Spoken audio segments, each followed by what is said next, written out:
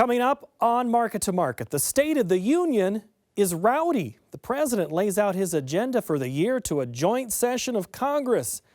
Plus, a startup gains momentum in preserving pollen. And market analysis with Matthew Bennett next. What's next doesn't happen by chance. It happens when researchers and farmers work together to solve tomorrow's agronomic challenges. We're committed to creating what's next. Because a pioneer, our name is our mission. Sukup Manufacturing, celebrating 60 years of innovation as a family-owned and operated manufacturer of grain storage, drying, and handling equipment out of Sheffield, Iowa. Learn more at sukup.com. Tomorrow. For over 100 years, we've worked to help our customers be ready for tomorrow. Trust in tomorrow.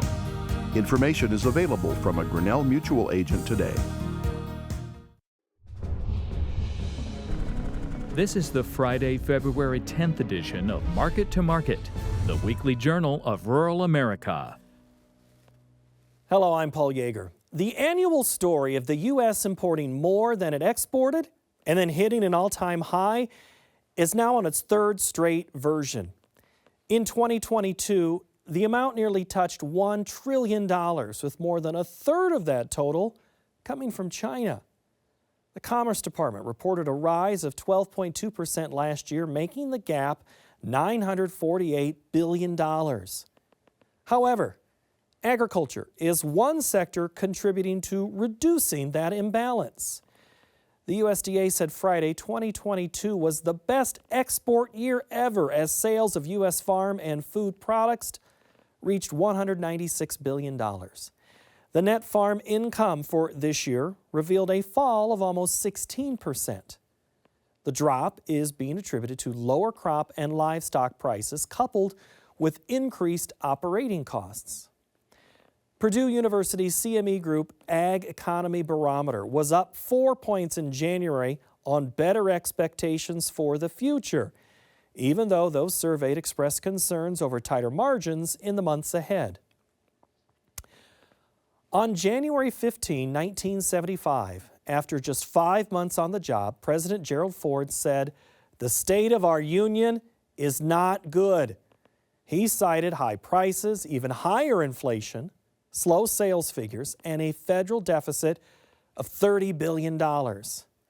Since that speech nearly 50 years ago, all the presidents stepping to the podium in the House chamber have changed the sentiment of that line to project strength and optimism.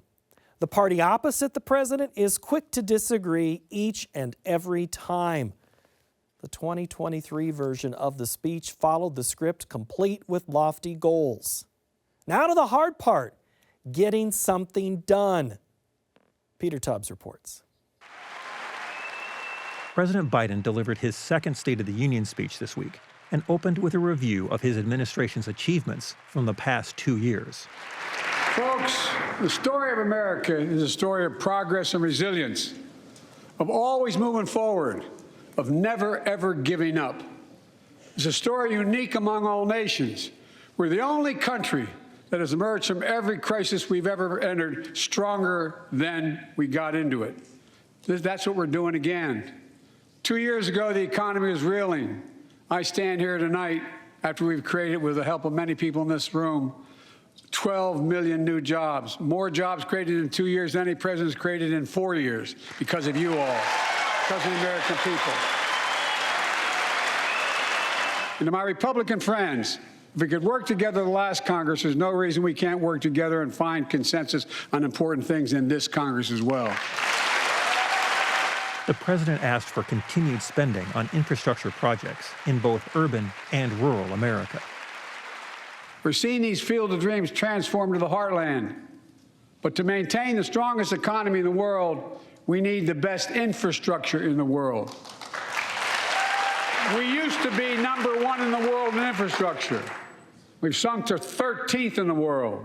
The United States of America, 13th in the world in infrastructure, modern infrastructure. But now we're coming back. because we came together and passed the bipartisan infrastructure law, the largest investment in infrastructure since President Eisenhower's interstate highway system. Projects that are going to put thousands of people to work rebuilding our highways, our bridges, our railroads, our tunnels, ports, airports, clean water, high-speed internet, all across America. Urban, rural, tribal. And folks, we're just getting started. We're just getting started.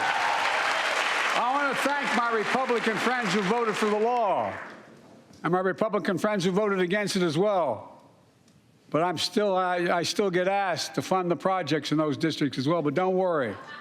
I promised I'd be a president for all Americans. We'll fund these projects, and I'll see you at the groundbreaking. The president closed with an optimistic tone. Other nations are defined by geography, ethnicity.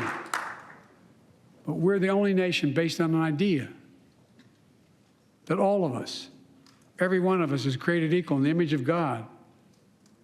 A nation that stands as a beacon of the world. A nation in a new age of possibilities.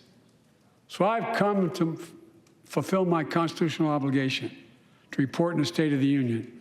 And here's my report. Because the soul of this nation is strong, because the backbone of this nation is strong, because the people of this nation are strong, the State of the Union is strong. From Market to Market, I'm Peter Tubbs. Most of our lawns are covered in snow or brown and are waiting for spring to begin.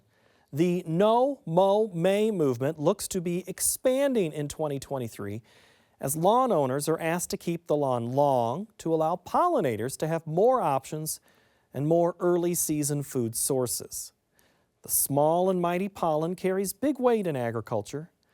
Colleen Krantz looks at the scope of the issue in the seed industry in our cover story. For at least a century, scientists and entrepreneurs have been trying to figure out how to preserve plant pollen, many types of which die within an hour of being shed. If the problem could be solved, pollen could be distributed whenever and wherever needed. A University of Nebraska small grains expert says some modest progress was made in the past by keeping pollen cold and controlling humidity, but storage life was limited. Those discoveries weren't enough to prevent major yield losses when weather-related challenges hampered the success of natural pollination. We're talking about expanding it from maybe an hour to a few hours or maybe a day. And that's not really long enough if we're trying to make a lot of pollinations, or say we have a stress window that's occurring. The challenge remained. How could these dust-sized particles be collected, preserved, and redistributed on plants in a way that the extensive time and money invested didn't cancel out any financial benefit? I would definitely say that pollination preservation, while we understand mechanisms that contribute to it, we haven't been able to reach our goals at a commercial scale. Power Pollen, an Ankeny, Iowa-based company, says it has not only made progress on preserving pollen longer and maintaining its viability, but they are also able to collect and redistribute within cornfields on a large scale.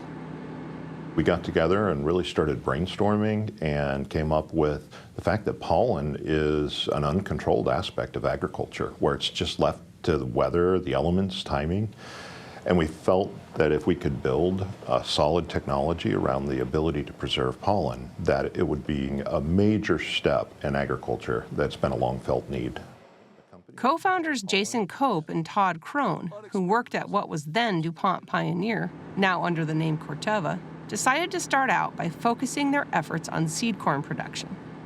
Not only is corn pollen easier to collect than the pollen from many other plants, but it is also considered a high-value crop. Power Pollen's leaders also believed they could save seed corn companies space in their fields by eliminating the need for rows of male plants. Seed production is costly. There's a lot of labor associated with it. There's a lot of land utilization. The male is only out there to produce pollen, and then those rows are actually mowed out. So as you start to remove male from the field because you have preserved pollen, now you're increasing the overall productivity per unit of land. The company, started in 2015, now has 30 full-time employees, a half dozen approved patents, and more than 60 others pending. Power Pollen has also landed contracts with 2 major seed companies. Corteva, which is also a major funder of Market to Market, signed a licensing agreement with Power Pollen in 2020, and Bayer followed in 2021. We've had very successful in-field testing to date, and so based on those results, we're really excited and look forward to our continued collaboration with Power Pollen to explore its technology and to better understand how we can integrate the processes and how it can help us produce a reliable, high-quality seed crop for our customers. Working with Iowa-based equipment manufacturer Almaco, Power Pollen developed equipment for collecting and redistributing pollen in seed corn fields. They also pinpointed an additive that kept the pollen from hardening into a brick, a problem that would otherwise make application nearly impossible. We store it at 4 degrees Celsius, which basically slows it down and makes it just real comfortable. And we keep a relatively high humidity so that it keeps its moisture content. We've actually stored pollen now for, it's getting close to 2 years. Normally it dies within 30 to 45 minutes. The long-term preservation, really we consider that still in the R&D scaling phase, but that is really the ultimate end use for the technology is once we get that process scaled as well, then you can harvest pollen in South America and bring it to North America and utilize it a year later.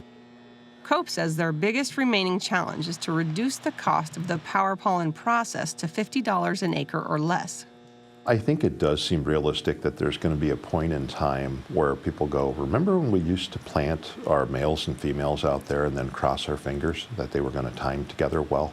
And I hope they say it's hard to believe we used to do things that way, just because this takes so much risk out of the equation. The company is also focused on wheat pollen, which hides deep inside the plant's head and is more difficult to gather. But experts say the ability to store and reapply wheat pollen could speed up the development of a commercially relevant wheat hybrid in the U.S., a goal pursued for decades. We've got a lot of research going, but we haven't quite reached the point where there are hybrid wheat varieties on the market for U.S. farmers. Hybrid wheat could be a huge game changer. With pollen preservation, we would be able to collect pollen from a field of male plants, maybe somewhere across the state where that plant's already flowering. And then we could take that pollen and pollinate our female plants and get that hybrid seed. Frells says if climate change creates more barriers for natural plant pollination, being able to preserve pollen may become even more critical for many crops. Challenges of climate change have the potential to really affect our seed production. We may need more technologies like this. I really hope we don't, but it's really good that we have these, backups, something to come back to if we are seeing production concerns. For Market to Market, I'm Colleen Bradford Krantz. Next, the Market to Market report. USDA's supply and demand report left wheat stocks basically unchanged, but added some to corn and soybeans on the domestic side of the equation. For the week, the nearby wheat contract added 29 cents, while the March corn contract put on 3 cents. Exports were bearish, carryout is projected tight, and meal had a wide range of price action in the soy complex. The March soybean contract improved 11 cents, while the March meal contract expanded to 90 per ton. March cotton shrank by 3 cents per hundredweight. Over in the dairy parlor, March Class 3 milk futures gained 30 cents. The livestock market was mixed as April cattle cut 18 cents, March feeders put on $4.58, and the April lean hog contract sold off $3.15. In the currency markets, the U.S. dollar index added 81 ticks. March crude oil surged $6.49 per barrel, or almost 9% higher. COMEX gold improved $270 per ounce. And the Goldman Sachs Commodity Index finished almost 11 points higher at 597.40. Joining us now is regular market analyst Matthew Bennett, another one of those road-weary people that has been everywhere. We'll ask about your trip in a minute. You didn't really get into too much wheat country, but let's start there. Why is there optimism in this market, specifically Kansas City? Because everything else seems to be screaming, there's no reason for this to be gaining. You know, I think there's just a couple of things factored in. Of course, you know, that crop went in the ground, the wheat crop went into dormancy in pretty rough shape. We don't know what abandonment might look like. We may have more than what we think here in the U.S. And then, of course, you look at what's going on in the Black Sea region as we talk here on Friday. I'll tell you what, a lot of unrest. And I think it kind of got the market a little bit fired up. The gains that you see on the week entirely on Friday. But regardless, we had gains on the week, so it's nice to see. But, you know, I mean, the report didn't tell us anything. And quite frankly, with a pretty solid crop coming out of Australia, apparently, I guess I'm hesitant to buy into too much of the hype. But as of right now, most people would tell you that wheat looks about as strong as anything if you're looking for a rally in one of the big three. Okay, so you're dealing with weak export sales. It's a cheap product around the world. We're having better weather everywhere except Kansas, Oklahoma, and northwest Nebraska. Russia might do some more attacks on Ukraine. Nothing says positive still. I mean, I go back to that point. So long term, how do you fit into a strategy around those factors? I think a couple of things. So if you're not getting a lot of wheat out of that region, which is the presumption you make on a day whenever there's a missile fired, of course, that certainly could hamper some of your supply. First of all. Second of all, a lot of folks are talking about feed wheat around the world entering rations. And if that's the case, then you're going to gobble up a few more supplies. I mean, you look at the course of this wheat carry, not only domestically, but over the globe, you see a continuing restriction over the course of time. We used to be 50% globally and U.S. Now, you know, you're looking at 30, maybe. I mean, as far as wheat goes, that's pretty tight. Looking at the chart we just put on the screen, it's still bouncing low. What's a range on that deferred contract right now in July? Boy, it's tough to say, but I mean, I just don't see you getting more than 50 cents on either side of it right now. I really don't look for a whole lot of price action. I think if you get, if you move up 20, 30 cents, you're just going to pull right back. In fact, without fireworks on Sunday night, if you don't gap higher, if you will, you know, I think that you're going to be looking at range-bound trade still. Corn-wise, we talked about what USDA said, a yawn, a dud. Yeah. Uneventful, whatever adjective you want for that one. Nearby, how much in your conversations with producers this week on the road, how many people still have corn left to price old crop? More than what one to admit, you know, and I think that Illinois, for instance, there's a lot of corn that's moved. And so a lot of this corn towards the end of harvest in that November time frame, you know, there's a lot of shuttle loaders getting booked to go west of the Mississippi into Kansas, for instance, feeding cattle. You know, I think that basis levels for Illinois for a 214 state yield looked pretty decent. And so you saw a fair amount of corn get booked early. I think the thought process is that everyone's thinking, well, later on, we're going to be extremely tight. I want to hold on for that.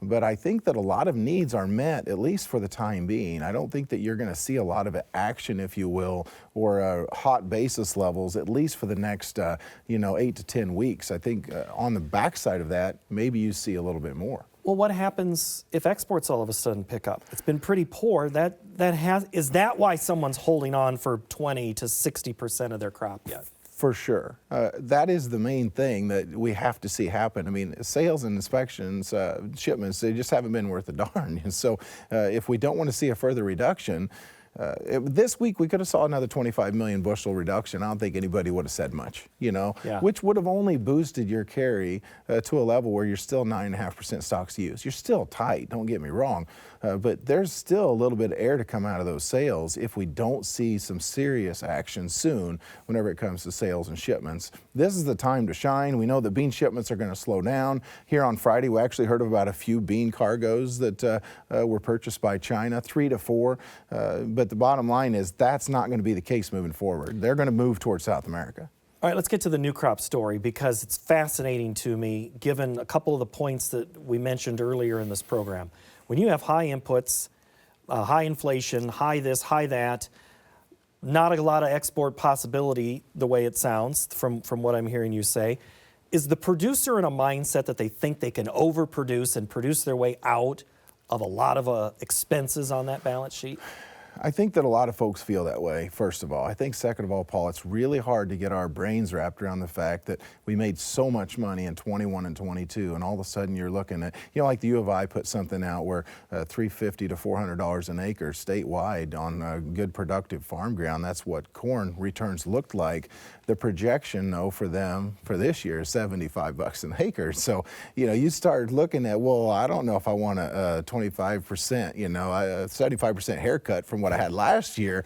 A lot of folks don't like that. Right. And so I think that it's hard to wrap your brain around. This is a different ballgame that we're playing here this year because demand is lower. Demand's lower here in the U.S., demand's lower in the world. You look at the world numbers on this report, we're losing about 65 million metric tons of world production year on year, whereas carryout's only going down 11 million tons. And so obviously demand has taken a big hit, which it's supposed to when you have high prices. Well, you kind of answered a little bit of the question that we had. It's kind of going to tie these two commodities together. This is from Josiah in Illinois. Wants to know, aren't we due statistically and cyclically for corn and soy to be looking to get back to big carries? Thinking ahead into 24 and 25, some have called 2023 the Great Reset. What do you think of? Are we due? I think that we're due, first of all. Second of all, when you start and look at, like for instance, January report, February report, we've lost 210 million bushels of demand as far as corn is concerned on this balance sheet.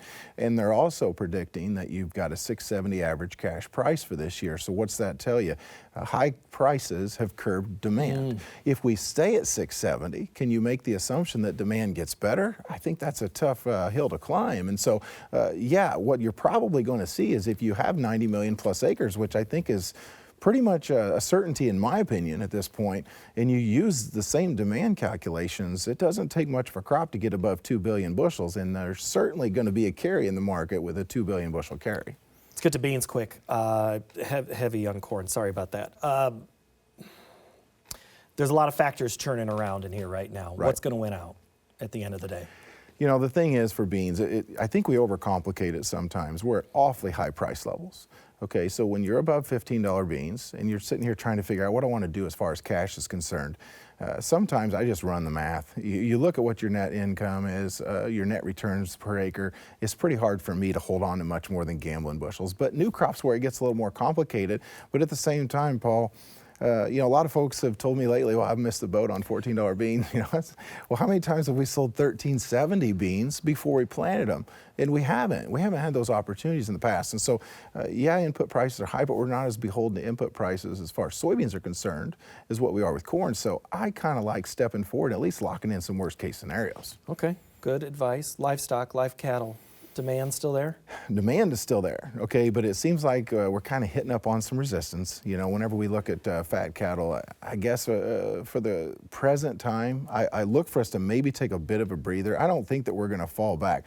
Long term, I'm still pretty friendly. I mean, when you look at the fact that, it's the smallest beef herd we've had in cow herds down, 60 years? The last time that we saw levels this low. Cattle on Feed report a couple of weeks ago, in Texas, 79% of a year ago. I mean, these numbers are the types of numbers that we haven't seen all come together at the same time. Fundamentally speaking, this is an extremely dynamic story. Now, if you would get your pastures to heal up and you get people retaining heifers, watch out for this fat cattle market. You could see significantly higher prices into the third and fourth quarter and first quarter next year. What about on the feeder side of that equation? They're not giving them away still, and I don't think they're going to, because most folks agree with a lot of what I just said, okay? So the feeder market is going to still stay very strong, in my opinion. It's going to be very interesting, once again, if people retain heifers, the mad dash to get a hold of whatever feeders you can get a hold of. They've been a little easier whenever everyone's feeding heifers because they don't have anything to put them out on pasture for, but feeder market, I don't see taking any sort of a haircut anytime soon. I think feeders will stay pretty strong. And even if you see a little bit of a dip in the board, good luck finding a bargain as far as cash trade goes. We talked about exports with grain. Is that the story in hogs? Pretty much. Hogs can't get a friend right now. They're just rough. I mean, you're having a tough time. If you could see exports pick up significantly, I think maybe you could get a little bit of life back in this hog market. But for right now, it looks pretty rough. Do you have a reason to hold any? Or you got to make a sale right now if you're in hogs? before it goes lower. I mean, in all honesty, I don't know that I'm in a huge hurry. You know, I don't know that you're going to go drastically lower. We've already taken a pretty good hit, but at the same time, there's still folks making some money in here. I know it's pretty lean for your independent hog producers, but there's not a ton of them out there. You know, and so it's a little bit different subject. We'll have a ton of time in Market Plus. How about that? Absolutely. Thanks, Matt. Appreciate it. Matthew Bennett, everybody. We're going to put a pause in this analysis, continue our discussion about these markets and your questions in our Market Plus segment. Find that on our website of markettomarket.org. Yes, we want to hear from you. You have an open invitation to drop us an email anytime at markettomarket@iowapbs.org. Next week, we look at a homegrown industry that's at the crossroads of commerce and conservation. Thank you so much for watching, and have a great week.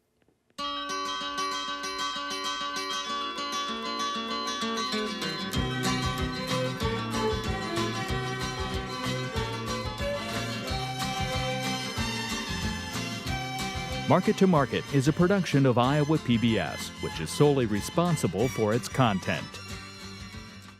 What's next doesn't happen by chance.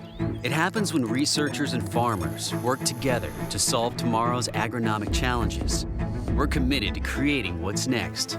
Because at Pioneer, our name is our mission. Sukup Manufacturing, celebrating 60 years of innovation as a family-owned and operated manufacturer of grain storage, drying, and handling equipment out of Sheffield, Iowa. Learn more at sukup.com. Tomorrow. For over 100 years, we've worked to help our customers be ready for tomorrow. Trust in tomorrow. Information is available from a Grinnell Mutual agent today.